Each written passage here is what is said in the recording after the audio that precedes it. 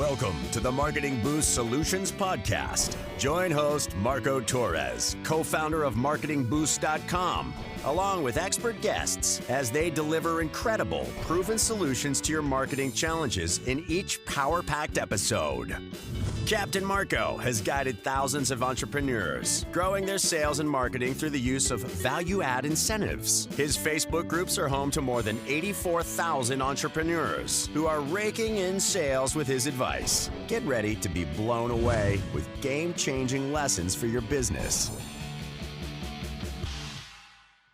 Ladies and gentlemen, welcome to another episode of the Marketing Boost Solutions Podcast, where it's my goal to bring you business experts, success stories, inspirational ideas that'll help you grow your business to the next level. And today we've got a powerful guest, Mr. Young Han. He is all about operations. He has started companies. I think he owns more than 14 companies today. He's helped scale them to hyper growth startups and understands a variety of industries. As a biz op consultant and coach, he's guided tech startups and service businesses to scale. He's now coached over 24 service businesses and owners to reach 7 figures in annual revenue in less than 2 years, and a dozen venture-backed startups to scale through multiple rounds of funding and have 2 exits under his belt. He invests in real estate, crypto, and tech angel investments. He's a man that focuses right now on helping as many service business owners grow their business to work for them and not the other way around. He's got, well, like I said, 14 businesses under his belt right now, and one of his recent success stories was taking a pool service business from zero to over $1 million in sales, and I think he said in 10 or 11 months. So folks, welcome Mr. Young Han to the stage. Thank you so much, sir. I appreciate the warm welcome and the thunderous applause in. I appreciate that a lot, tremendously. Yeah, I needed the sound effects next time. Boom, boom, boom. We'll use our imagination. It'll be fine. Yeah. Exactly. So welcome, Young. Tell me a little bit, what part of the country are you, is your residence? And yeah, I live in Austin, Texas. I moved my family here about 3 years ago from San Francisco Bay Area. I'm a San Francisco Bay Area native and lived there the last 40 years, and then made the plunge, part of the Great Migration, where all the Californians moved to Austin. So you moved to Austin, where everything is pretty similar to the California mindset, anyway. So yeah, there you go. That's a good way of looking at it. Yeah, it was pretty funny because all of our neighbors were mostly from California too, which is super funny. So there's a lot of us moving over here, but there was I call it the Great Migration. There's a big swath of us that moved over here a couple of years ago, and I was just part of that movement. But yeah, so out of curiosity, can I ask you, what was your main motivation to leave California? The biggest motivation was just changing of my values and desire for business and money and livelihood. I had a really big epiphany where I started to realize that I was making so much money in California and in San Francisco specifically, probably more money than I'll ever make in my life. And I was just so poor, and the cost of living was so bad. And just being able to turn 40 years old, having 2 young daughters, and starting to plan out my retirement in life, I started to calculate, what this would cost me and how it would be doable. And it just, the math didn't add up. And so no matter how I struck the math, the calculus wasn't there. And so I decided I had to change something, or I just be kind of stuck wishing for a big, tech exit, or some sort of big, monstrosity of some sort of exit or tech company. And that doesn't happen for everybody. It doesn't happen for most. And so I made this migration and shift so I can be more consistent and steady in my income generation. And it's kind of what led me to building service businesses to $1 million in revenue. I found out very quickly that real estate wasn't going to generate the wealth that I needed to, be able to retire comfortably and afford me a lifestyle where I had a lot more flexibility and freedom. And so I started looking at other options, and that led me to service businesses. And in the last 3 years, I've just been using all my experiences to hack away at this, and I've come up with a pretty good system that works for me. And so I know you didn't ask me about that, but that's kind of why I No, no, moved to that's Austin. perfect. Well, we Yeah. met, I'll tell the audience, the way you and I met was via your podcast, the Girl Dad Show. Folks, you can find that on YouTube, youtube.com/ the Girl Dad Show. And, he's, I guess that means are you a single father or? I'm not. I have an amazing wife and two young girls, and I am the girl dad, and it's my show. And I have this thing where, when I try to learn something, I Google it like everybody else, and I YouTube it just like everybody else, and then I try to interview about 100 people that are doing it. It's just kind of like my random rule of 100. And I really wanted to figure out a way to spend more time with my kids and be a really great father, while simultaneously, building my professional career and learn how to make money. And I just found that those two things kept competing with each other. It's hard to do both, make a lot of money and spend a lot of time, because both of them require a huge amount of focus and time. And so, scratching my head trying to figure out this conundrum, and I just started realizing there's successful people out there that have great families. I should just go ask them. And I started interviewing 7 or 8 of them, and the results were fascinating, right? So the answers were really insightful, and it was really incredible.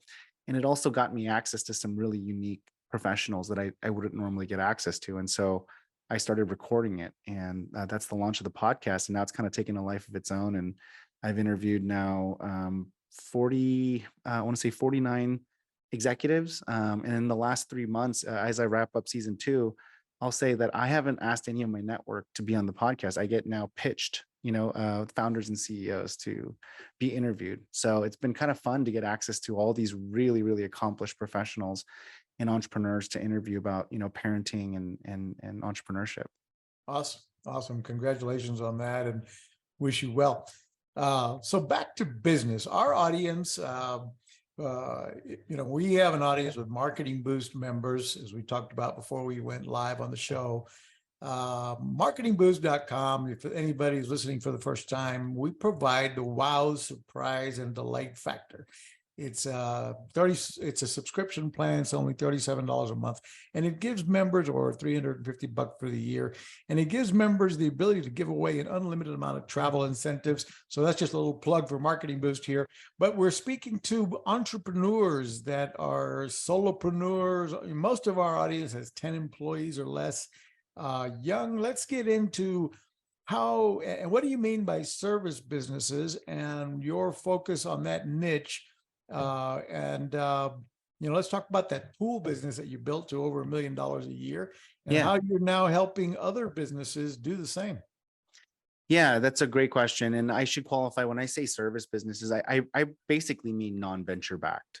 So, businesses that are not raising money from angel investors or venture capitalists and building it, organically and or through loans and debt financing and, brick by brick, the actual old fashioned way, which is an amazing feat in itself. But the mindset is very different when you're working off venture funding versus not, and it's in reverse, right? So you have a large amount of money and you want to expend it as fast as possible to do as many iterative tests. Whereas when you're starting a business with your own money or through debt financing, you're a lot more frugal with your spending, and you're trying to do the same amount of testing, but not as wastefully, I should say. And that mindset is really, really hard, because you don't get the benefit of venture-backed business operations where you can test a lot of things faster and get to the conclusion faster. Yet you still need that as a pro. And so I started to figure out ways to bridge the benefits of both and put it into a system to test it out. And I was coaching and consulting for a lot of tech companies when I first moved to Austin. And over the last year and a half, 2 years, oh yeah, about 2 years now, sorry. So it's been a little over 2 years actually. So I started coaching a friend who had a service business. She had a video production company, and she asked me, I heard you're doing business consulting. Can you consult for me? And I basically said, no, you can't afford me, and I need to live, and I need to charge tech companies because they can pay more. And she basically said, hey, listen, I have, very similar to your demographic. I have 9 employees. We do okay, but not enough to like quit, but not enough to like eat well or grow retirement. And so this is my 7th year of doing this, making less than $100,000 a year. And I just need something to change. I can't do another 30 years of this and try to raise a family and all this other stuff. And so you either help me or I stop. I'm at that point. And I said, okay, well, let me just help you and see what happens. And I just started coaching her. I mean, I didn't really call it coaching. I just started talking to her because I was typically consulting as a business operations or a fractional COO for these tech companies. And the weirdest thing happened. All of the problems that she was facing was so fundamentally the same as it relates to tech companies. The issue was that she didn't have the money to go do rapid testing. So I just started programmatically lining up the tests that we could afford to do and started running her through all the variations that I know were true. And very quickly she doubled in business. And so she doubled within her first year, and then she 50% increased her second year.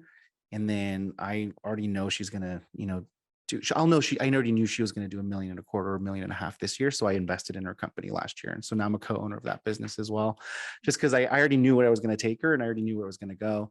Needless to say, she referred me to her friends because now she's like, what do I do with all this money? And she bought a piece of real estate. I'm like, I don't know. I'm not your life coach or your financial planner. I don't know what to do with your money. Go spend it. But I told her to Yeah, go buy yeah. real estate. And so she bought a piece of real estate, and then she referred me to one of her other business owner friends. And then that business owner friend went from 30,000 MRR to $80,000 in MRR in 6 months. And then that friend introduced them to another friend. And so now I have, like, I want to say, fast forward 2 years from now, now I have like 12 or 13 service business that I call service businesses, non-venture backed companies that I'm coaching. And every single one of them has doubled in revenue within on average, about a year and a month. So about 13 months, they'll all about double. And then I'm like, wait, why am I making all these people rich? I should start doing this for myself. And so I started documenting the process that I was running these businesses through. And it's a rendition of what we do in the tech world, which is like an OKR system. I made my own version of the OKRs that was more fitted for service businesses. And I made this dashboard in a template. And I hired someone to start coaching with me to see if it was the system and the process. And I don't know, Marcos, it could have been my good looks and my charms, right? So I wanted to make sure it was an actual system and process. So I hired somebody else that's never owned a business before. I gave her training and coaching on how that process works. And now she is effectively coaching 6 business owners, and all of her clients are doubling as well within the year that she's been coaching them. And so I'm like, wow, that system works. And so then now I'm like, okay, now I want to test it on myself. And so I started a pool service company last January. So that's what, 14 months ago, I started a pool service company, and I hired a GM, and I've been running him through the system as a proxy and as my business partner. And it works. The system works. And so we did $1 million in annual revenue within 10 months. And we're looking like we're going to do 2.5 this year. Wow. Wow. Yeah. It's really interesting, right? And so it's really fascinating, and it's very exciting that, that I accidentally walked into this path because a friend had asked me to help her, because she was overwhelmed by her business. She couldn't grow it enough to make it worthwhile, but she felt like trapped in her business. And that's the whole adage of why I market like, don't build a business that you're an employee for. Don't create a job for yourself. Like, run your business, let your business work for you. Because she was at the point where she was doing the math, and she's like, I can get paid more working less with less stress if I was just an employee somewhere else. And it's just so sad that, like, so many business owners are trapped in this system where they're like basically working 80 or 90 hours a week. And you do the hourly math, they're working for minimum wage, and they could be making a lot more as an employee. So Just run somebody else's business and that's be right. done with That's it. right. And so I just like, it's just like really, so I just been kind of struck by lightning since January. And that's why Owners Club was created, because I have so many service businesses that are asking me for help. And I get all these crazy offers right now. They're getting these offers, and people are giving me pieces of their company to coach them. And I'm like, I want to build, I'm trying to build 3 more businesses myself, right? I'm trying to build an ice cream shop. I have a couple more things that I want to build myself, and I don't really need a coach. And so I have so many of these friends that are asking me to help, though, and I want to help at scale. And so I decided to put the process and created into a system. And so Owners Club was born as of January. I have a small group of owners that I put into a little private group, and then I just kind of tested it out on them to see if they liked the curriculum and the process, and if they can kind of grow it themselves. And I have 2 owners in there, 2 business owners that are not being coached, just using the process that they watched the videos, they got the downloads, and they're already seeing improvement. They're going a lot slower without the coaching, but they're still growing. So I'm feeling really confident about it. And so end of May, early June, I'll formally launch Owners Club and take applications. But that's the reason why I started Owners Club, is because I don't want to hold this back. And I want more people to know it's not a complicated system. It's a very simple system, but it really does work if you're willing to put the work in. And I've tested it by hiring someone and having them coach them. I've done it myself, and I'm going to continue to do it myself.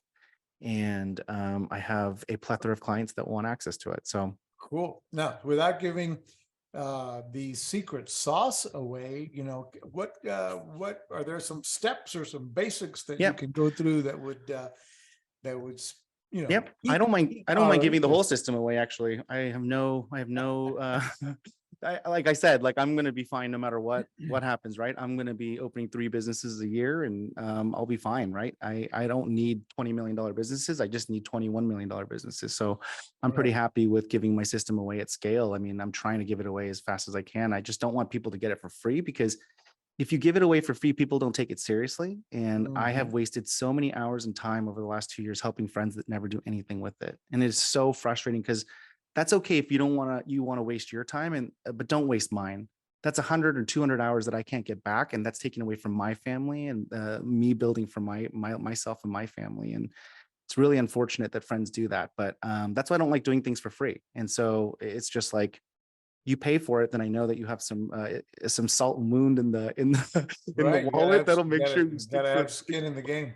That's right. That's right. Exactly. Because I'm not here as a charity case. I'm here to help myself and my family good. It's not for, just giving away. And so I just don't want people, taking from me and deterring me from my goals. But long story short, happy to share it. There's nothing special about it. It starts with the mindset. So the first thing that you need to change is your mindset before you get into any of the tactical stuff. So the mindset shift is that you need to lower your emotions about the business. And this is not universal to all business owners, but I have now coached so many and talked to so many business owners at scale that there's some commonalities here. And every business owner typically has these traits where they are very, very emotional. Passionate is great. You should be passionate about what you do, and you should love what you do. Why else did you start your business? More than often than not, you loved cooking, so you started a bakery, or you love baking, so you started a bakery, or you loved landscaping, so you started a landscaping. I'm not really sure most people would be crazy enough to start a business unless they were passionate about it. I'm sure there's not anomalies, but generally speaking, most people are passionate. But that passion often conveys into emotions. And business, you can't be too emotional. It's good to be passionate, but you need to be able to look at your business like a mathematical algorithm. And that's the number one mindset shift that I try to instill upon anybody that takes my coaching. And in the process, have a very programmatic view of your business. It's okay to fail and test things. And so get really, really comfortable testing and failing at a rapid rate. This is what startups do incredibly well. And it's very, very easy for them to succeed or figure out what's going to win or not win, and make them successful. And they kind of burn in or burn out very fast because of this whole iterative mindset. And if you apply that to a service business, it explodes it. I mean, it's much easier to test value chain in a full service company than it is to a mental health tech startup that's going to disrupt the way that you think about your relationship with your parents. I don't know, some crazy arbitrage of value. Every tech company is trying to change the world, right? And Mhm. I think it's great, but like in a pool service company, the value prop is so much more clear. You have a dirty pool, I'm going to clean your pool, and you're going to give me money. And so testing for that value chain is very easy. You could do a lot more rapid testing where there's a lot less variables versus And like I a tech imagine company. you're referring mostly to the sales and marketing tactics that you need to test and fail at all rapidly. all of it. I'll explain to you in 1 second. I'm All right. talking about all of it. Yeah. So everything needs to have a programmatic mindset. And so those are the two things that I always start off with is really, really focus on being less emotional about your business. And then to get really used to being very programmatic and testing on everything. And so once you have those two mindsets down, I mean, there's a couple other things that I coach on. There's a couple other mindsets that I have to jog, but those are the two main ones that I find from business owners. The third one is kind of also big, but it's not as often. But a lot of business owners will project their customer they're themselves to the customer, meaning like they basically solve their own problem, and so they're able to target themselves as the ICP really well. Um, uh, and so they'll make like, $100 to $250,000 a year. I find this often where they'll be like, I make a lot of money, and I'm like, I'm making $200,000, and they're literally targeting themselves, so they're selling to people like them, and so it's very easy for them to be successful.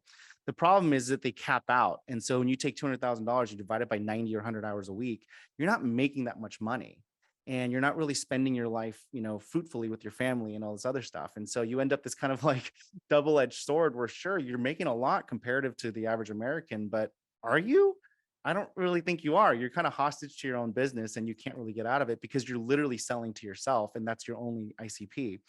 And so that's the third thing that I see a lot, where like I'll sell to other, 40-year-old Asian men. That's like, it's just your natural inclination. It's human psychology that you want to do that. You want to be the problem that you solve for, and your personal bias and value prop will be what you try to sell. And so that's the third thing. I don't see it as often as the first two, but I see that quite often as well, where I need to coach owners to like not assume what customers want and just ask the customers what they want and follow the money.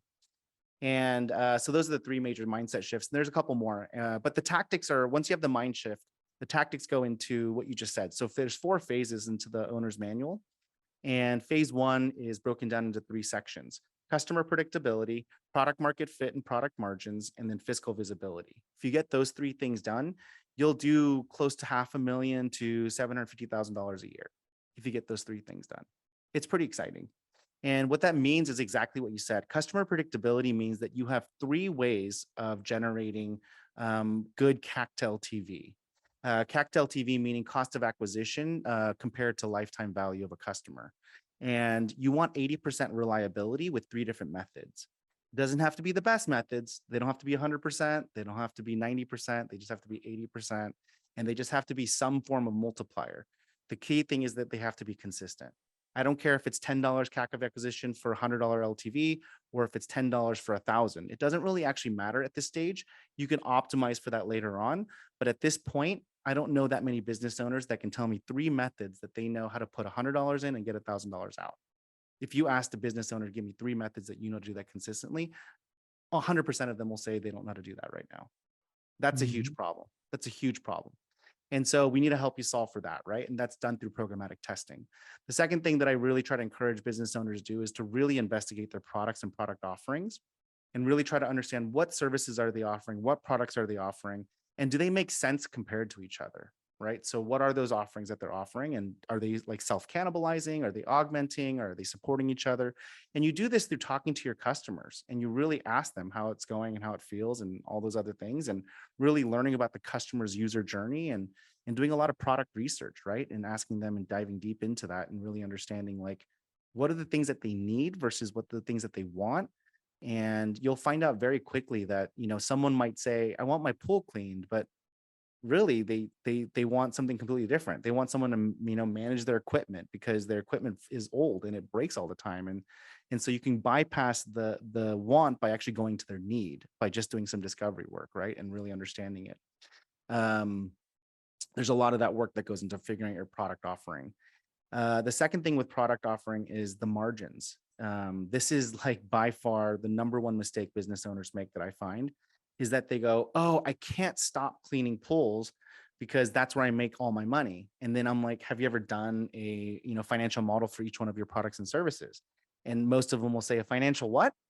And you'll have to build that all out for them. And more often than not, the majority of time, I always find out that what they think makes them the most money makes them the least amount of profit. So they're basically working up a hill to make that a vast amount of money to make the least amount of money, where they could spend a lot less energy doing this other service or product that is way more profitable. And so having an acute visibility into your products and services and their product margins is super, super valuable information, because now you can do sales mix allocations. You can say, hey, I need to have 40% of my products be sold from here, 60% from here. And then I'll start working on the other 10% on this, right, over time.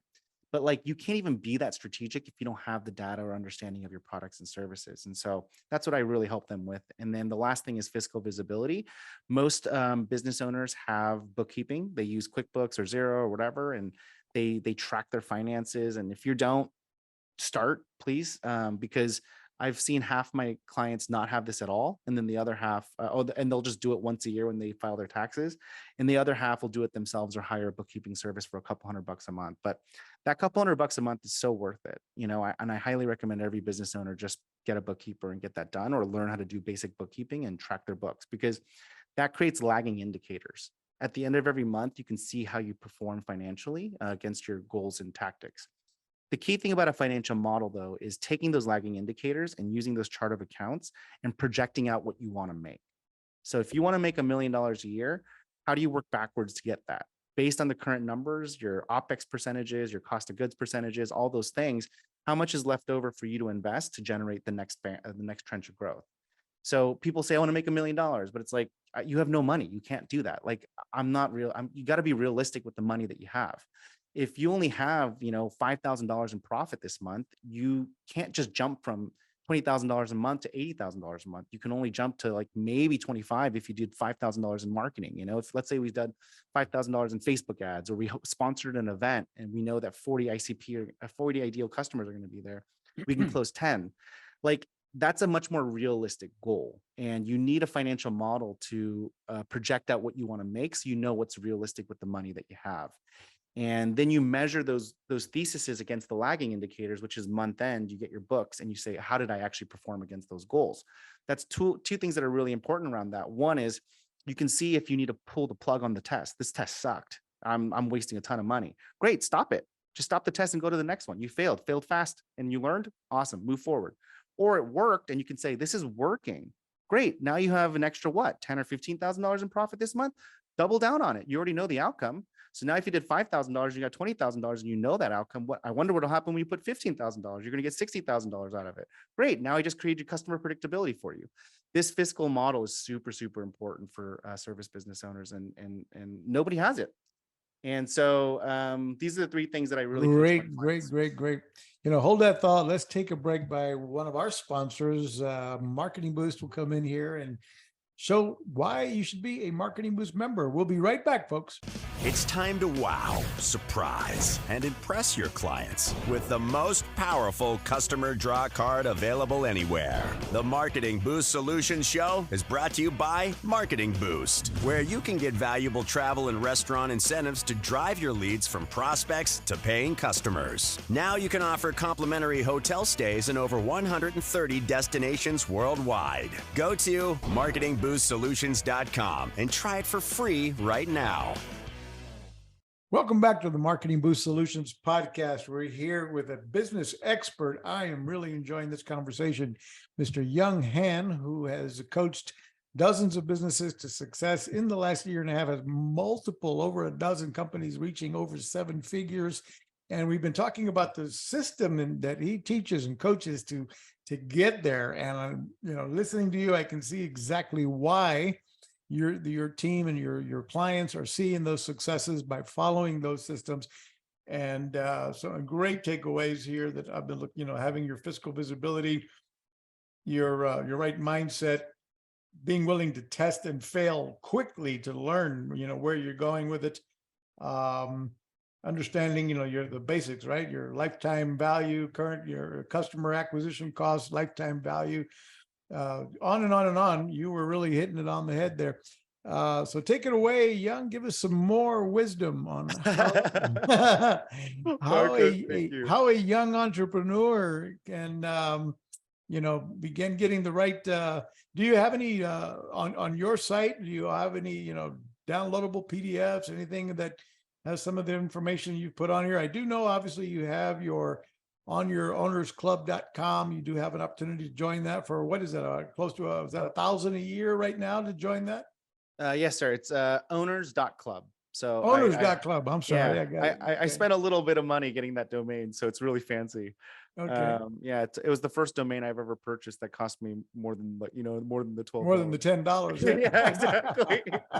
But I wanted it to be really dynamic and cool. So it's like owners plural.club. Yeah. So it's kind of an easy domain to remember. But yes, it's $1,000 a year and we are taking applications. I have a very strict rule on who gets in. So I want to meet everybody that joins. I want them to apply. I want to know why they want to join. And like I told you earlier on, I'm really only doing it to make friends. I want other friends that are business owners that own $1 million businesses.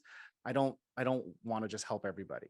So I And want this people. this is the self-service platform, or this is includes your team's coaching along the way. Coaching is separate. Yeah. So you can hire us to coach you if you want to go faster. And that's a little bit different than Owners Club. Owners Club is just a community. So you get access to the self-guided version and the downloads and all the templates for Owner's Manual. So all that becomes accessible when you join the club. So you can basically join the club, learn how the systems, download the process, download the dashboard and the templates. And then you're part of a community of other business owners that are essentially using the same tools. So you can basically riff off each other, share best practices, share hires, share leads, all that stuff, right? And so it's just a community that you can really grow with. The number one thing that I learned in the last 3 years building up my my net worth and just kind of my assets in a different angle than I did in Silicon Valley is that in the service business, especially, network equals net worth. It's the number one thing that Texas has taught me is that like nothing trumps people. Nothing trumps people and the connections you make. And it is no joke. I will say that, I've had access to more opportunities, access to more learnings, access to more employees that I can hire, access to better loans or financing. Network is truly net worth. And the more you can network with growth-minded individuals, the more net worth you can grow quickly. And it has a lot less to do with how smart you are and really who you hang out with. No, I absolutely. I preach that all the time. I mean, I've taken that statement from I'm blank right now in my mind as to who I got it from originally. But yeah, your net worth is an equal value to your network. If you're not growing your net worth, then you need to look at maybe growing your network. And so that's a powerful statement. Yeah, yes, sir. So that's kind of where I was at with it. And so you apply and then we'll screen you and then we'll make sure that you're growth minded and you have the right characteristics that we're looking for. And then we'll let you in. And then it's $1,000 a year and you get to be a part of a community of other growth minded individuals. We are formally launching at the end of this month. So end of May, we'll formally launch. As of right now, it's just a landing page where you can drop your email for interest. But at the end of the month, we'll have an application form and a new website and all sorts of good stuff. Right now, it's just a video explaining what it is. I take my own advice and I follow a very iterative process. And I just test things as I go. And so I'm kind of doing the same thing live in the Owners Club. And if you're internally currently one of the owners that's part of my alpha testing, you know exactly what I'm talking about because I'm testing a lot on them right now. And they're probably just like, oh, this is so funny to watch Young actually do the thing on the thing in the thing, And so they're watching me do a lot of rapid testing in every month. And so I'll do 3 different tests every single month on them. And that has culminated to a lot of customer data and ICP research. And so now I'm ready to launch and I know how to do this. And it's going to be a big group. I expect us to be just under 200 owners by the end of the year. And then we'll start launching an annual conference and start really building out some robust programming and really make it a great place for you to make really great friends, in addition to learning how to grow your business. And that's really what I'm doing it for. I'm doing it to make new friends. I want to be friends with other business owners, that own multiple businesses that want to scale and grow and learn and grow with each other. That's right. That's right. So really, really awesome. I've enjoyed this conversation and look forward to getting to know you along the way as well and following your podcast. One more time, tell us about your podcast and where folks can find that. The podcast is called The Girl Dad Show, and the website is thegirldadshow.com. And you could find, once you go on the website, you can find it on every streaming platform. If you want to just search on your podcast streaming platform of choice, it's just The Girl Dad Show. And the podcast is really around my journey, trying to find financial freedom is really my goal. I didn't really share this with you to begin with, but the whole thing that shot this off, the impetus for me kind of figuring this out and how to build service businesses was I started to realize that, at the scale that I was operating in San Francisco, I would have to sacrifice, a lot of livelihood or a lot of luxuries in life to save enough money to have enough in retirement to live a just a subpar life until I was 90, and then I had to hope that I died after 90, because if I lived a day over 90, there's no more money in the retirement account. And so I'm like, this can't be real life, and this can't be real life. This can't be how it works. And so I made a hard decision to fix that. And so this has been my journey to figure out how to create financial freedom and create more assets that pay me and help grow with me and all those things. And that led me to crypto, that led me to angel investing, that led me to real estate. And then finally, over the last 2 years, that led me to service businesses. And I think I found my shtick. I think I found my thing that's going to help me generate that income and that desire for financial freedom. And the podcast is me interviewing other entrepreneurs that are on this journey of building businesses while they're raising families. And then in between the interviews, I do monologues where I call them the Girl Dad Talks, and I just talk about the businesses that I'm building. And so if you're interested in hearing really successful people talk about parenting and navigating, big companies, that's great. And if you want to just hear me and my journey and what businesses I'm building, I talk about, just like you asked me, would I share all this stuff? I share everything. I talk about my pool service business down to every dollar I spend, my podcast, how much money it costs me. I talk about everything. There's literally nothing I don't talk about. Everything's very, very transparent. I'm very, very transparent about how much money I make and all that stuff. So if you want to learn and understand the journey of all the different businesses that I'm building, just listen to every other episode and you'll hear me talk about everything that I'm building, all my failures, all my tests, everything that I'm messing up, how much it costs me, how much I'm making, all that stuff. I'm very, very transparent about it. I will be subscribing to that, Mr. Young. And I mean, we do well. We, like you, we support a lot of entrepreneurs.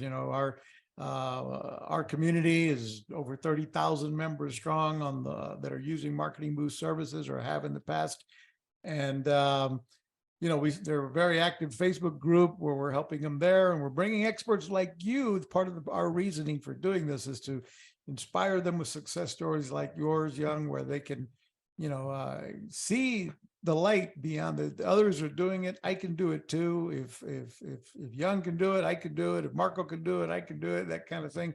That's right. And then, but then there's more to it than that. There are, there's training that's needed. You have to continue to educate yourself. I can tell you that in my entire career. If you're watching this, you can see I'm no spring chicken. I have been an early adapter of internet marketing since 1996. I've seen the entire growth and evolution of the internet and internet marketing, and it was a constant training. And sometimes I get sick of it. Like, I don't want to learn anything new at my I'm tired of taking another course and watching another YouTube channel and trying to figure out how to use this new software. And oh my God. Marco, would you be okay if I asked you a question on your show? Sure, why not? What are your thoughts on AI? Oh my gosh. I do love it. I have been, again, learning a new tool, required to learn this new tool in a hurry.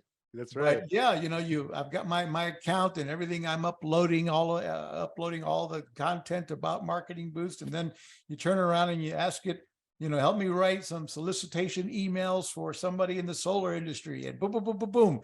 I mean, it's so incredible. Yeah, it's really crazy. Yeah, I was telling my marketing team, I'm like, because I was doing some travel, and I'm like, did you know that ChatGPT, you can basically say, scrape this blog, copy its tone of voice and messaging, so it's my tone of voice and messaging, and then have it use that tone of voice and messaging to rewrite content, and it writes better than I could write. And I'm like, this is so scary. It sounds like me and it writes better than me. And I'm like, this is wild beyond dreams. Yeah, it is. And what I haven't tried yet is having the platform where there's other platforms that will emulate your own voice. So then you can take the copy that ChatGPT wrote, give it to another AI that uses your voice, and then you'll never have to do another live video. Oh my gosh, that's crazy. I can't even imagine. Yeah. Darn thing can make your face do all the talking with your own voice. I mean, it's like, holy smokes. So who knows where it is down the road? We replace, the scary part. Who knows?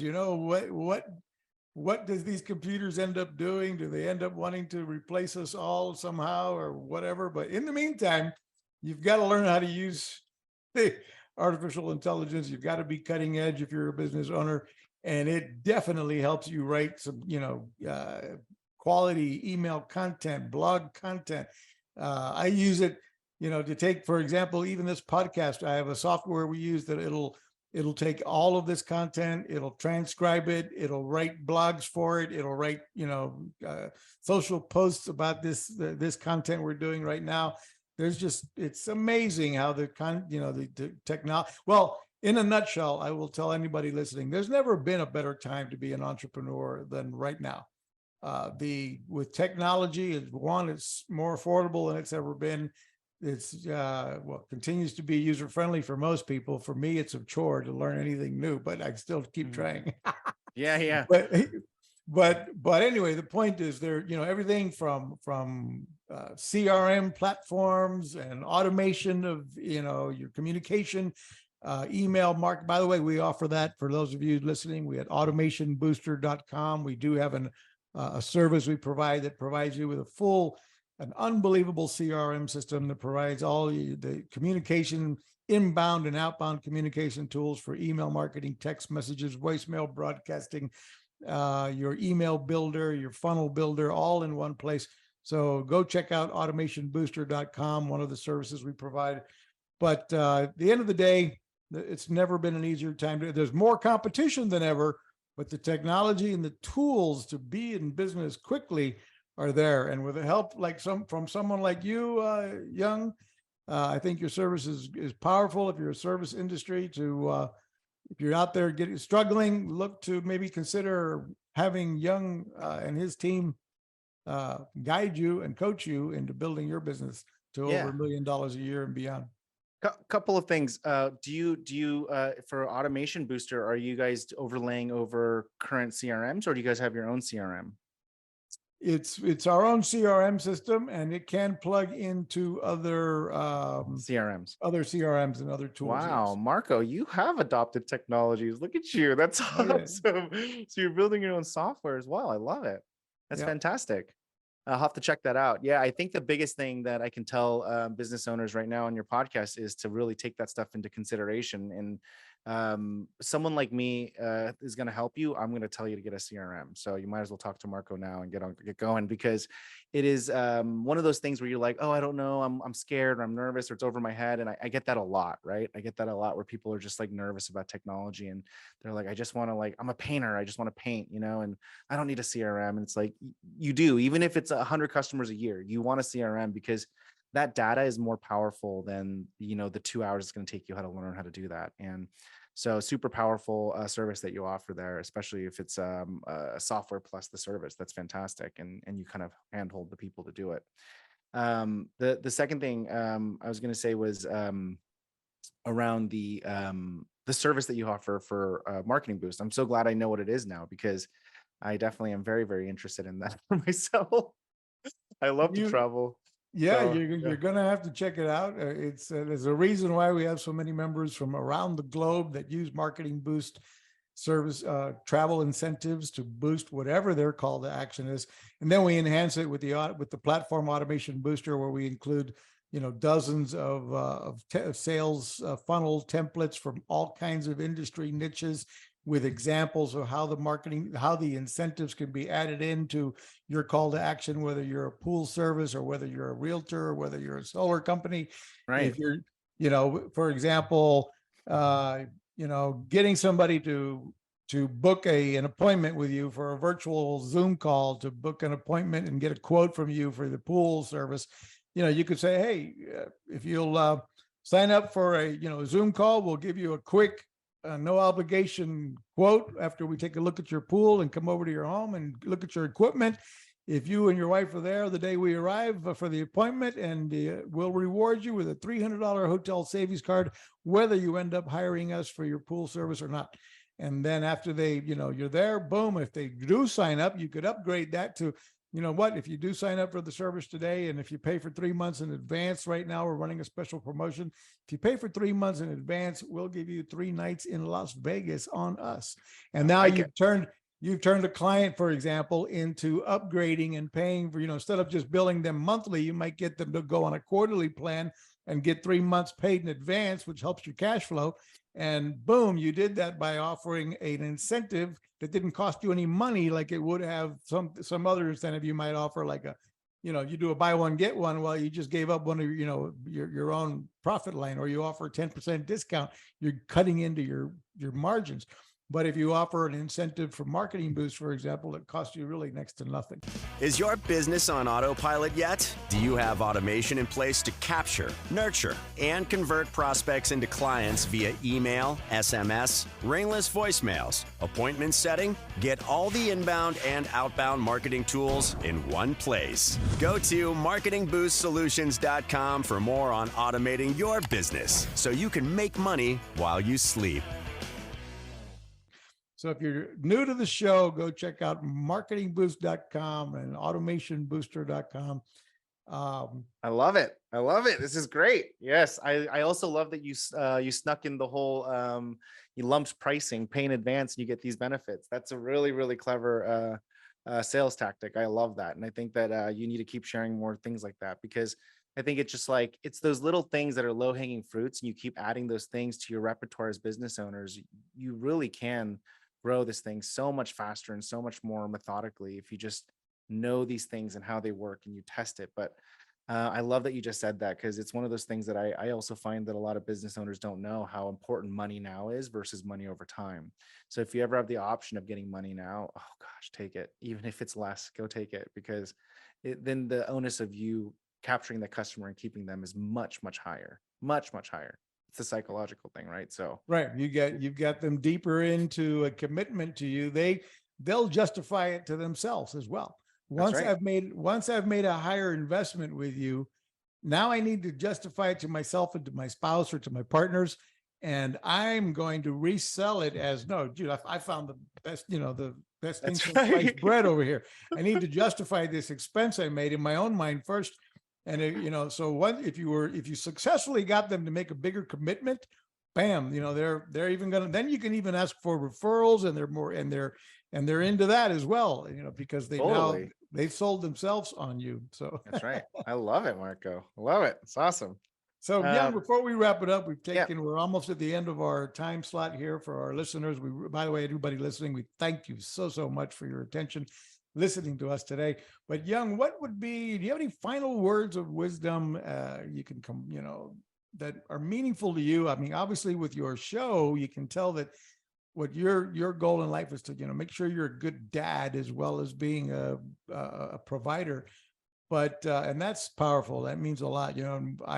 In my early years, I was the sole breadwinner in my home mostly, and my wife was the homemaker and traditional, taking care of the family and the kids. But it left me struggling to find that time to be dad and a provider. But I found ways, volunteer to be the baseball coach in the afternoon for the kids, and being involved in my daughter who wanted to be a singer. So I was teaching, coaching her to sing, buying her the equipment for the karaoke machines. And she was the first one in her entire school to have her own website for her singing career. Yeah. You were the extra dad. I love it. You were very extra. I'm talking way back when too, though. Yeah, having your website awesome. in what was that? I don't know.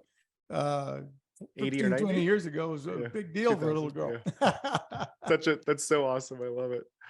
It's your turn, Young. Give us some final words. Final thoughts. Yeah. I mean, for me, I think that if I can give 2 final thoughts, that'd be great. So one is personally for me, I think for me, it's just a matter of like figuring out my personal goals has been really life-changing, and doing the deep work and the hard work to figure out what's important to me has really helped me make this transition over the last 3 years from chasing, tech company that has a really cool logo or a really cool VC and chasing this pipe dream of like logos and titles to, really building out these businesses. And, and a lot of my friends are so confused as to why I own full service businesses or wall climbing gyms or, and they're just like, what are you doing?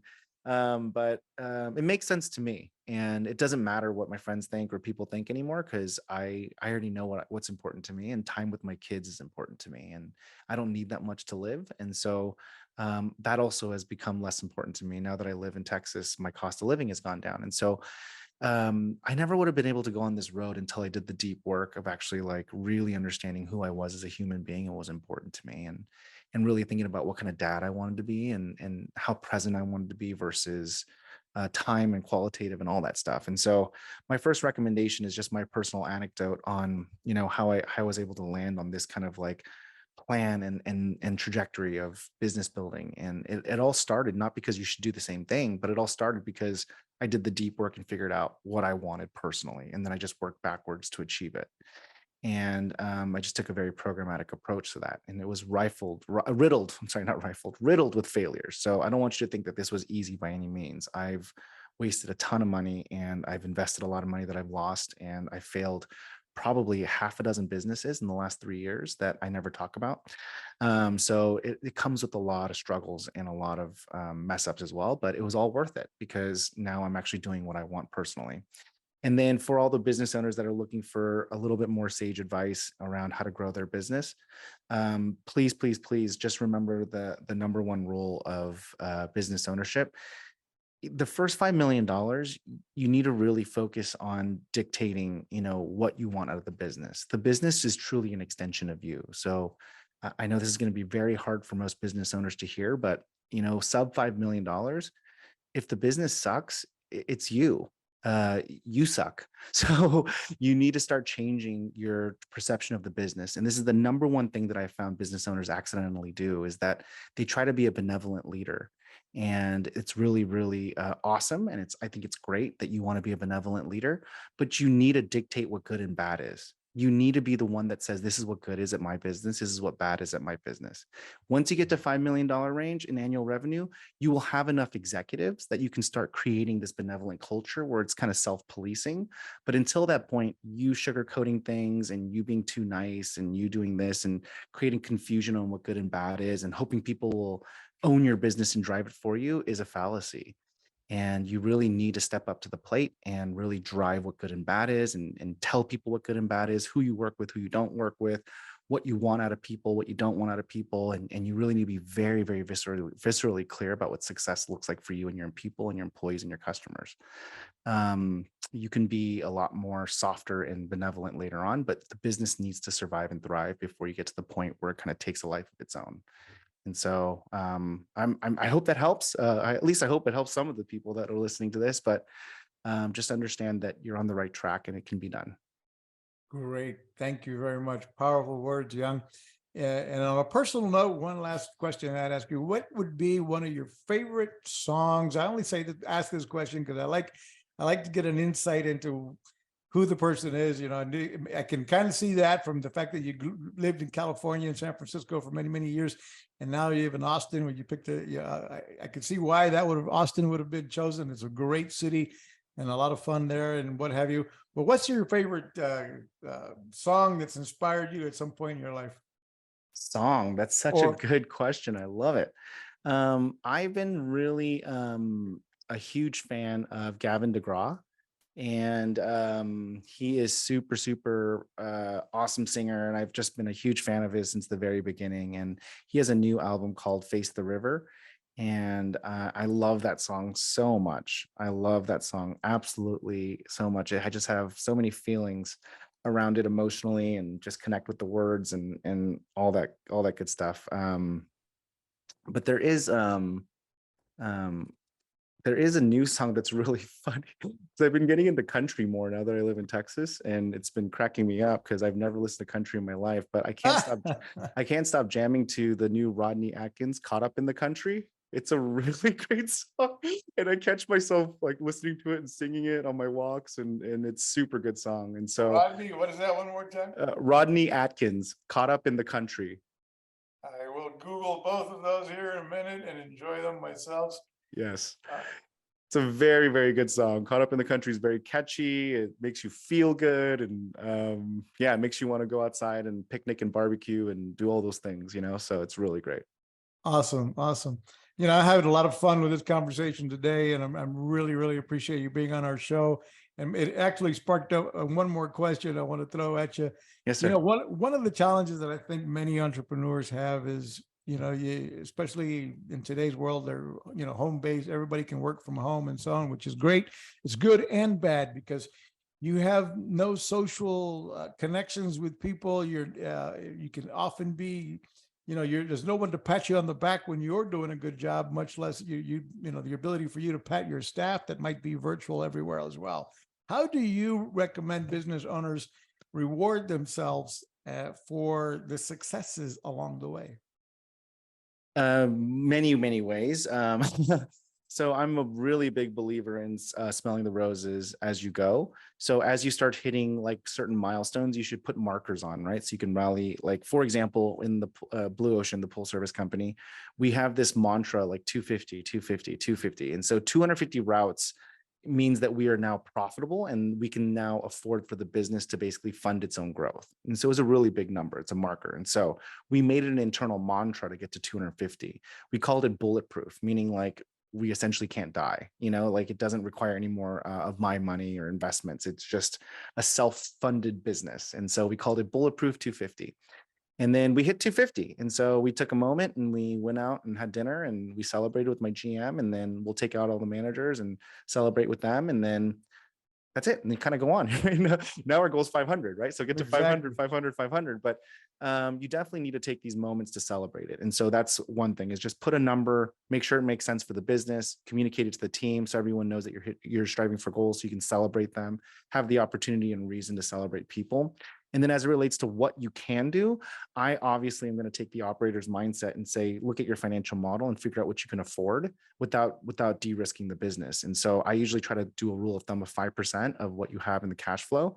That's my rule of thumb, and use that to do engagement or incentive or do whatever that may be, because I feel like 5% is healthy enough where you feel good about a reward or some sort of incentive or some sort of party or event, but not big enough that you're tanking the business or just diverting it from its trajectory or goals. So.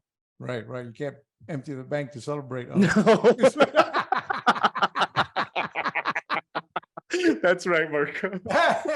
Don't go crazy with the celebration. That's right. 5% or less, people. 5% or less. Get back to work. We got more money to make. All right. Well, folks, thank you so much for listening to another episode of Marketing Boost Solutions Podcast. We'll see you on the inside of success. And stay thirsty, my friends. Stay thirsty for knowledge. Keep on learning. Thank you very much. Thanks for listening to another episode of Marketing Boost Solutions Podcast with your hosts, Captain Marco Torres. Now it's on you. Take the next step now. Go to marketingboostsolutions.com for more on how you can wow, delight, and surprise your clients with the most amazing draw card on the planet. So stay thirsty, my friends. Stay thirsty for knowledge. See you next time.